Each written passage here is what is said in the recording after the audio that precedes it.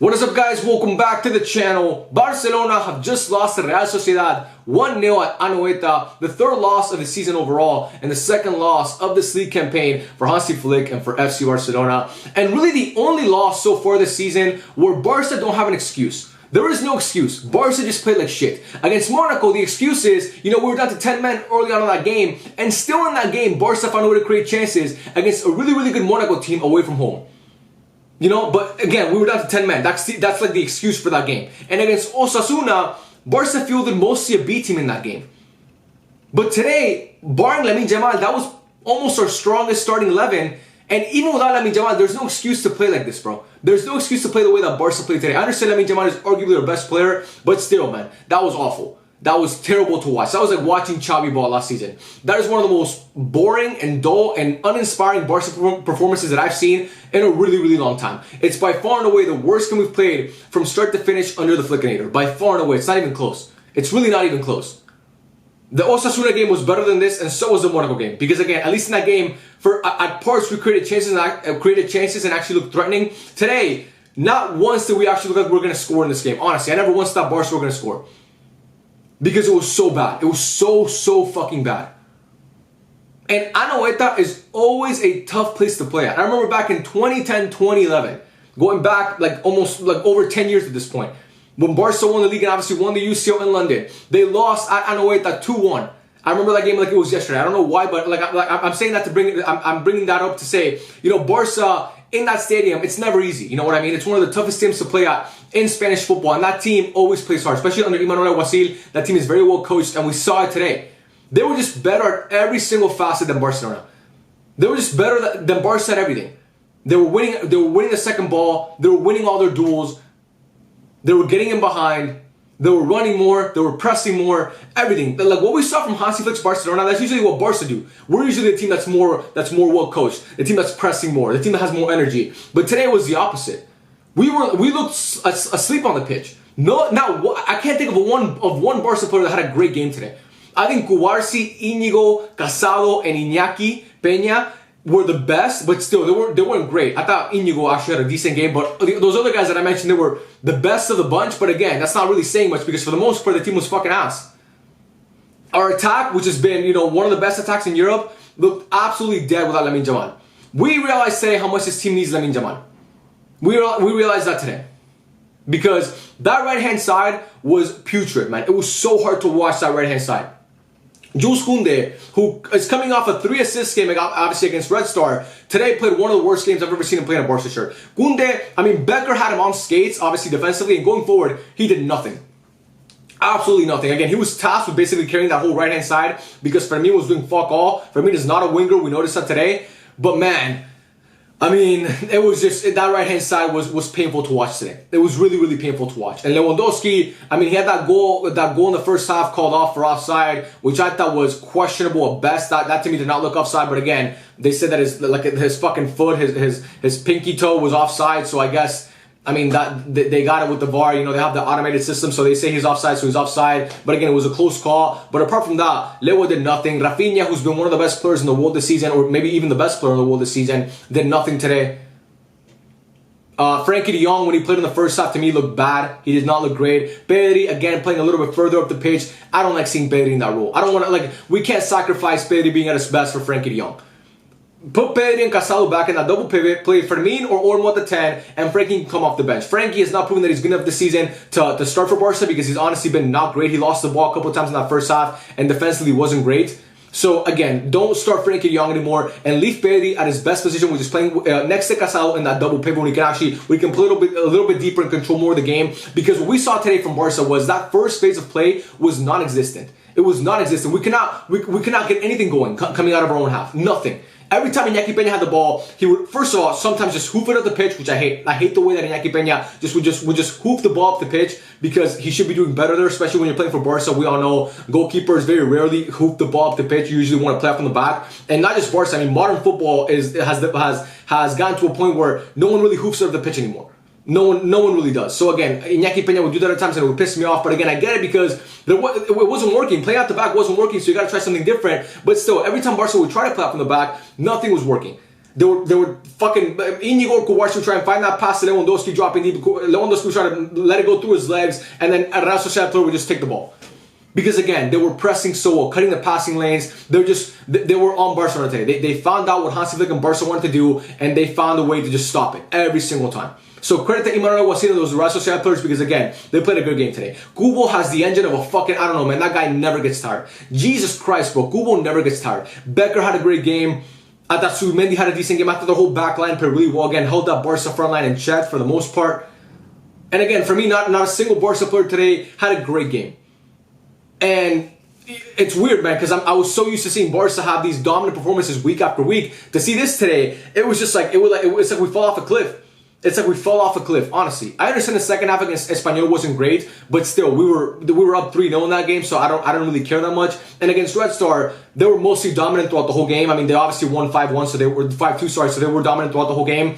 But today, bro, there wasn't a single point where I thought Barca actually had control of this game. Not once. Not once we could actually hold the ball and keep possession for a prolonged period of time. And that's rare, bro. I haven't seen that under Hansi Flick before. I have not seen Barca play this badly and look this disorganized under Hansi Flick. And again, the things that we were seeing under Hansi Flick that made Barca so great this year, that have made Barca so great this year, the pressing, the intensity, all that stuff, we didn't see it from Barca, we saw it from the other team. And it looked like Barca didn't know how to respond when the team matched their intensity, because we haven't seen very many teams this season match Barcelona's intensity. And today, Real Sociedad not only matched it, but took it up to another level. And that's why I think it cost this game. But again, for me, the biggest thing for Barca was the inability to play from the back. That first phase of play was non-existent. We could not play from the back. We could not find those combinations. We could not get out of it. Like they were just pressing us so well, we couldn't get out of it.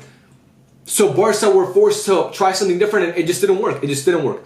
We didn't know how to pivot and implement a new game plan on the fly. And that comes out to Hansi Flick and also the players for not being able to execute. I thought Fermin had a putrid game today, by the way. I thought Fermin was awful. I thought, like I said, I think Inigo, Cubarsi, Casado, and Iñaki were the only players, and even maybe Balde, but not really so much because Balde's crossing is still terrible, that can honestly leave that game somewhat proud of themselves. But again, they shouldn't really feel proud because they didn't play well today either.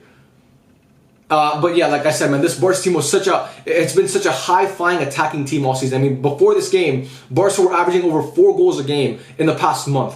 And today to not score a goal and to look this bad, again, Barca had maybe like 1 good chance, 2 good chances. Kubarsi had a chance early in the second half. Lewandowski had that obviously goal that got ruled off, and Fermin had a chance where he could have easily taken a touch, but still shot it first time for some reason, and it went like to the 50th row. But again, those are like the ones I can think of the top of my head. But other than that, I can't think of many other chances that Barca had, because again, there was no combinations in the final third, there was no fluidity, there was no movement in and around the Real Sociedad's box.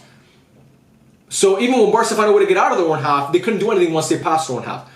So again, for me, it's just one of those games where it's just not your day. I thought the referee today was pretty shit, honestly. Was pretty bad.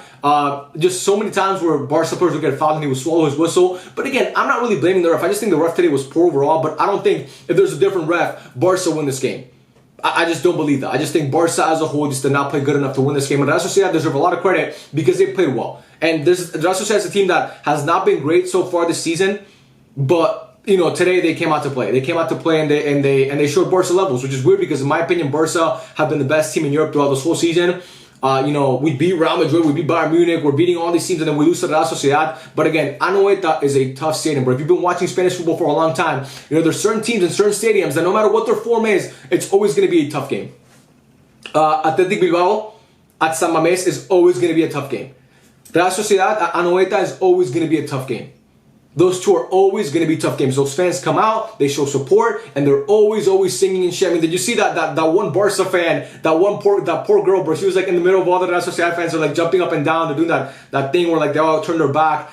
I mean, like I said, it's a tough stadium to play at, and Barca today couldn't handle the intensity. And yeah, do I think this is the end? Like, people are not gonna, like, everybody was so eager for Barca to lose a game. Everybody's gonna start digging Barca and saying, you know what, this is the real Barca. Because every time Barca could beat all the best teams in Europe, and then they lose one game, and everybody's like, you know what, this is the real Barcelona. This is where they start to fall apart. I'm not buying that. Again, today was not a good game. It's a 38-game season, okay? Things happen. Like I said, we're not losing here to fucking, I don't know, we're not losing to a shitty team. We're losing to a team that's decent and well coached, away from home. So I'm not going to sit here and say that this is the Barca, we're going to fall off. No, I still believe Barca are the best team in Europe, and I believe that after this international break, they're going to come back and play the brand of football they've been playing for a long time, which is, amazing. Because after the Monaco loss, Barca beat Villarreal 5-1, and after the Osasuna loss, I think Barca beat Young Boys. So after losses, this team responds. So I have no doubt in my mind that Barca is going to respond after this loss. I don't think it's going to be something that's going to affect Barca for the rest of the year. It's one game, you lose, it wasn't your day, it happens. The players did not play well today. The coach Hansi Flick wasn't at his best. It happens. You put that behind you, and then you go and you move forward. Okay? I don't want to see any Barca fans spreading negativity, talking about how this team is not good enough and we rely too much on Lamine Yamal. We do rely a lot on Lamine Yamal, but again, he's one of the best players in the world. When you have a talent that great, you're gonna, like, any team's gonna rely on them that much. It's normal, you know what I mean? It's not exclusive to Barca. So again, do I think Lamine Yamal would have done something differently in this game? Yes, because again, that right hand side was Koundé looked lost without Lamine Yamal. They've had a great connection over the past year and a half since Lamine started. Him and Koundé have had a good connection on that right hand side. And today he had no idea what to do when he went forward because Lamine wasn't there. So again, I think this game would have been different without Lamine Yamal. But it could have been the same, you know what I mean? Because again, Real Sociedad is a tough team to play. I want people to understand that. It's a tough team to play against, especially in that stadium. So I'm not going to sit here and say that it's the end of the world, the sky's falling for Barcelona. It's one loss. We're still comfortably ahead of Real Madrid. Obviously, they have a game in hand. But even if they win that game, we're still comfortably ahead. We have them beaten the head-to-head, and we've been the better team overall. I don't believe that this Barca team is going to fall off a cliff, like I said. I believe they're going to pick it up after the international break and come back to be one of the best teams in the world. Hansi Flick is going to get in the lab and figure out what went wrong in this game and obviously make sure it doesn't happen again. So yeah, that's it, bro. Bailey has to go back to playing in that double pivot with Casado. Frankie de Jong cannot start the games anymore. But yeah, obviously, like, the Real Sociedad goal comes off a clearance that was a shitty clearance, and then Becker falls to him, and it's a great finish, by the way. It's a great finish from Becker, which, he just tucks it away beautifully. Iñaki Peña can do nothing about that. But yeah, it was just sloppy play from Barca overall. Sloppy play cost Barca today. And again, that's not something that we're used to seeing so far this season from Barca. So I don't think it's a trend that's going to continue. But yeah, man, these are just my thoughts on the game. Obviously disappointed that Barca lose, but you know what? We've had so many great moments throughout this whole season. It's normal, guys. There's ebbs and flows. It's football. There's going to be good games and bad games. Even the best teams of all time have lost games. Like I said, I just mentioned it earlier in this video. Barca back in 2010-2011 against Real Sociedad at Anoeta, they lost 2-1. That same year, Barca lost to Hercules. That team's not even in the league anymore. They lost 2-0 at home at the Camp Nou. Go back and watch that game. It's a true story. I'm pretty sure it was 2-0. The second game of the season, Barca lost to Hercules 2-0 in that same season. 2010-2011, they lost to Hercules. And that team obviously ended up winning the UCL and obviously the league going away. Am I saying this team is 2010-2011 Barca? No, but my point is, even when Barca are at their best, which 2010-2011 is arguably the best team of all time, you're still going to have games where you slip up and fall. Okay? Very few teams are like Real Madrid last year where you lose one game all season. That doesn't really happen that much. So yeah, those are just my thoughts on the game. I'd love to know what you guys think in the comment section down below. What do you think went wrong for Barca today? Who were some of your standout players if you had any? And yeah, let me know your thoughts overall. I love every single one of you guys. Thank you so much for watching, and I'll catch you guys on the next one. Peace out.